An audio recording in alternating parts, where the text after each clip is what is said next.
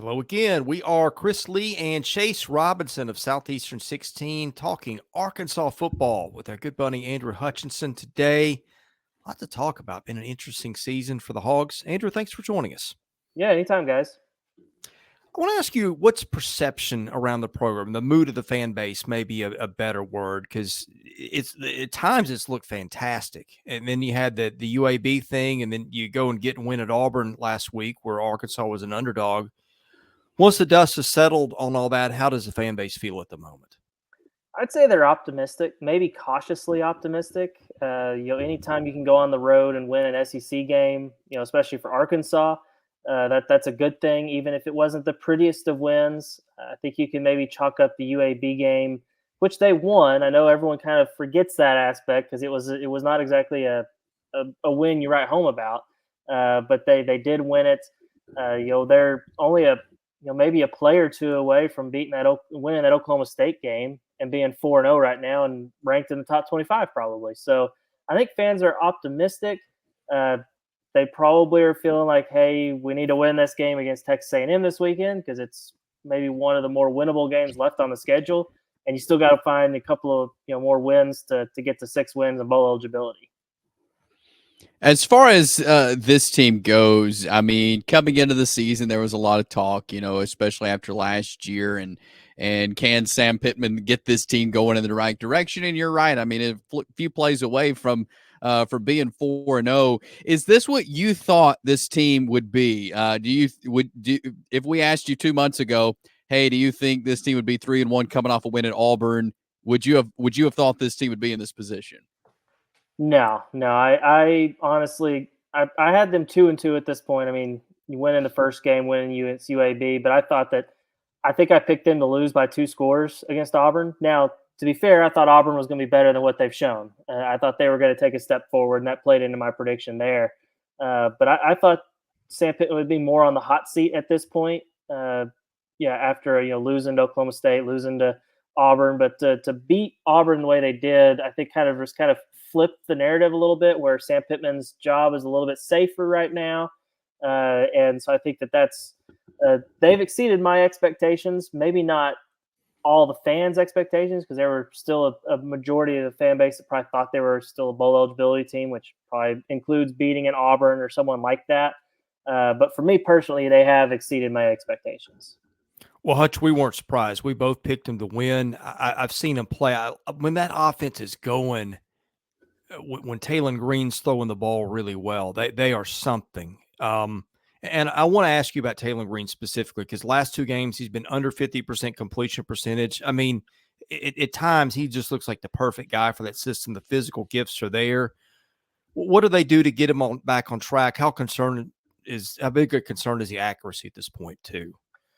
I think this is just a little bit about what Taylen Green is inconsistent. There's throws he makes that look like, holy cow, this guy could be an NFL quarterback. But then there's other throws where it's like, oh my God, how could he miss that? A high school quarterback could hit that throw.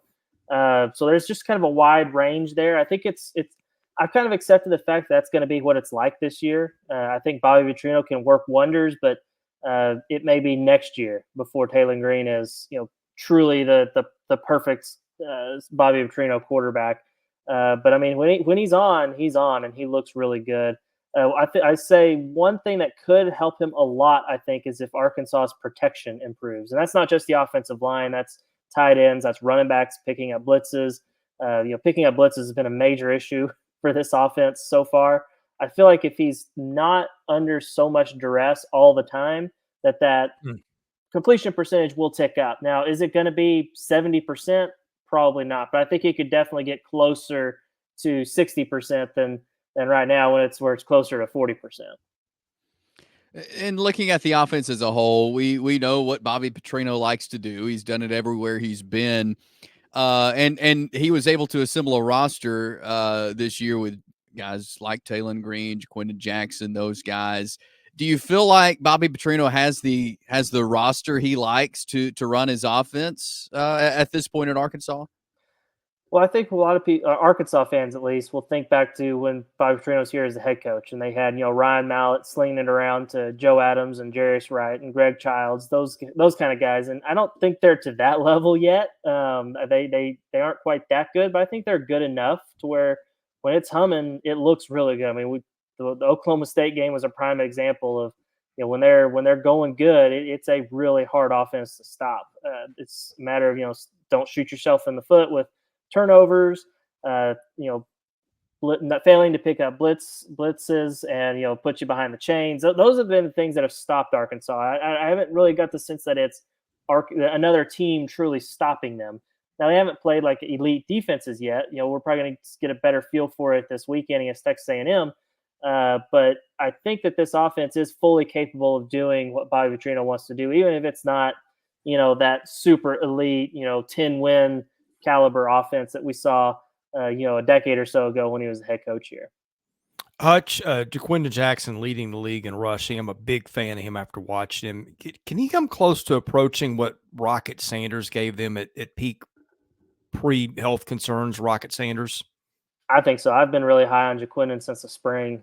He's a guy that I was just really, really impressed with how he runs. A very physical runner. He's got really good moves. He really hates being described as just a bruiser back, a physical guy, because I think he feels like he's got good speed, he's got good moves, good jump cuts, things like that. And we've seen that so far. I think he's got the total package.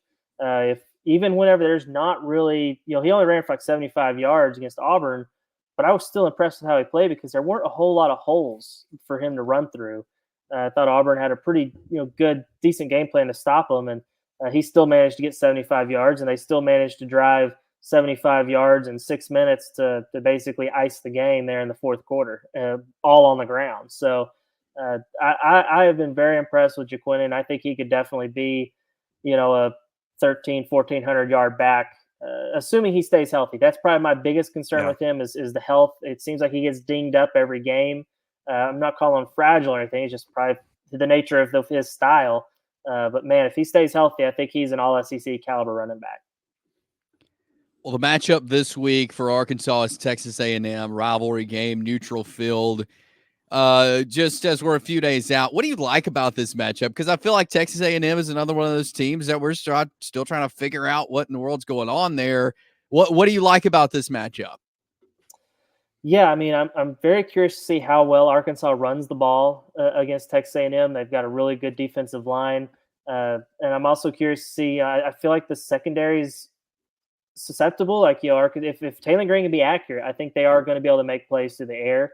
On the other side of the ball, I mean, Marcel Reed, assuming he's the guy, mobile quarterback, that gives me a little bit of worries, but they seem to handle a young quarterback this past weekend, really flustered Hank Brown at Auburn. So, I mean, I like the matchup. I mean, I'm feeling a lot more confident about the game now than I did before the Auburn game. I feel like Arkansas is a team that really gets momentum one way or the other. I mean, last year, if they had been able to flip a couple of those games around, who knows what last year's record will look like, but they lost them. And I think those losses kind of built on each other and resulted in that 4-8 season. Now they've got some of that positive momentum going. And so I think that that's going to be a key for this weekend, just a mental standpoint, beyond any X's and O's or anything like that. But I do think they can, if Taylen Green can be accurate, I think Arkansas has, receivers. I think a matchup I really like is Luke Hasz, the tight end for Arkansas. Been really quiet this year, hasn't made very many plays, really has not lived up to the expectations. But if they can protect good enough and keep Taylen, clean, I think they're going to get Luke Hasz the ball this week. Bowling Green's tight end had a really big day against Texas A&M last week. Florida's tight end had a good day against them. So I think the tight end may be a position to watch for Arkansas. Luke Hasz, and maybe even also Ty Washington. You can throw him in that group as well. Yeah, good call. He's a really good player. Glad to see him back from injury. But give me your thoughts on the defense so far. What do you like? Where are you concerned? Well, I'll start with the concern is that they really haven't gotten after the quarterback much at all, the defensive line specifically. Landon Jackson, I think, is still searching for his first sack. I mean, that's a preseason All-SEC, the only preseason All-SEC guy on this team. And he's been kind of quiet. He's made some plays that maybe don't show up in the stat sheet, So he's not been bad by any means. He just maybe hasn't been as good as we thought. The other defensive linemen, I think there's only like 2 sacks through 4 games by defensive linemen. The other sacks have all been, blitzing linebackers or DBs. So that's maybe a concern. I've been impressed by the secondary. It was a concern of mine going into the year, but the way they've played and the way they played this past weekend against Auburn, again, I know it's a redshirt freshman making his first SEC start, and Hank Brown and everything, but to come away with the 4 interceptions that they did, despite not having your top cornerback, Jalen Braxton was out, missed his 2nd straight game this past weekend. Hudson Clark, a veteran safety, he's not been starting when he's been healthy, but he's a guy that contributes and is a key factor. Probably, I would argue, if he had stayed healthy against Oklahoma State, maybe his presence would have been enough to flip that game to a win. He's been out for the last 2 games with a back injury. Don't know what their status is for this week, but even without those guys, the secondary did what it did this last weekend. So I've been very impressed by the secondary so far through the first 4 weeks. And you look at the rest of the schedule, of course, A&M this week, and there's Tennessee on there, LSU, Ole Miss, Texas, Missouri. And so I know getting that win over Auburn was huge for conference play's sake, for confidence sake. But this is a tough schedule that Arkansas has, really one of the toughest probably when you look up and down the conference. So how big is this A&M game when it comes to, hey, let's go 2-0 in the SEC because we've got some really tough teams coming up? Well, I mean, if you look at it, they've got 3 wins so far. You can you never want to chalk up an SEC road game for a win, but they do go to Starkville. That looks very winnable. You got Louisiana Tech as your last non-conference game, so that gets you to 5 wins. So you got to find a 6th win there somewhere, and so it's a matter of what's the most winnable game. Is it LSU at home? Now they don't have Harold Perkins. Maybe they aren't as good as maybe we thought they were going to be. Texas A&M coming up, it looks very, very winnable. But then the other ones are all really, really tough. Tennessee looks legit. Ole Miss looks legit. Missouri, maybe they're a little bit shakier. They did have to go to overtime to beat Vandy, but that game has not gone well for Arkansas recently. Texas, I think they're number 1 in the country for a reason. So A&M, you look at it through that lens, A&M is incredibly important. If you're going to make a bowl game, you probably want to beat Texas A&M in order to give yourself a little bit more wiggle room moving forward. Yeah, I'm with you. I think they're going to get 1 or 2 somewhere. I think LSU's winnable. I think Saturday's winnable. In fact, I picked Arkansas to win the game, although I think it's close because I'm like you. I'm having a hard time figuring out what we're getting out of Texas A&M. But give me a couple scenarios. If Arkansas wins Saturday, it probably looked like this. If A&M wins Saturday, it probably looked like that. And then give me your pick and why. I'd say if Arkansas wins, it probably starts with the defense playing like it did against Auburn and Taylen Green being a little bit more accurate to open up the run game a little bit. If Taylen Green can't pass the ball better than he has, and what's going to stop Texas A&M from loading up the box? So, I guess the flip side of that is if Texas A&M wins, it's probably because they were able to completely bottle up the run game, bottle up Jaquin and Jackson, and shut it down enough to where they don't have to score that many points to beat Arkansas. So I could see it being it's going to be close. It always is at AT&T Stadium. This series is one of the wilder ones out there, even though Texas A&M almost always wins it. It's always crazy. So I think it's going to be one of those ugly slobber knocker type of games that comes down to 1 possession and probably in the 20s, maybe. Kind of like last week, 24-14 against Auburn. So I think it's going to be something along those lines. Hutch, thank you for joining us today. Tell folks where they get your stuff. Yeah, you can follow me on Twitter or X, whatever you want to call it, at NWA Hutch. I tweet all of my stuff there. You can also visit our site, bestofarkansassports.com. We're free, no paywall, so go check us out if you want any free coverage of the Arkansas Razorbacks. Hutch, we appreciate you joining us today. Southeastern 16 is your home baseball, football, basketball year-round. Hit that subscribe button, enable your notifications so you can see our content. We reach millions of people a year. So caroline.smith at southeastern14.com.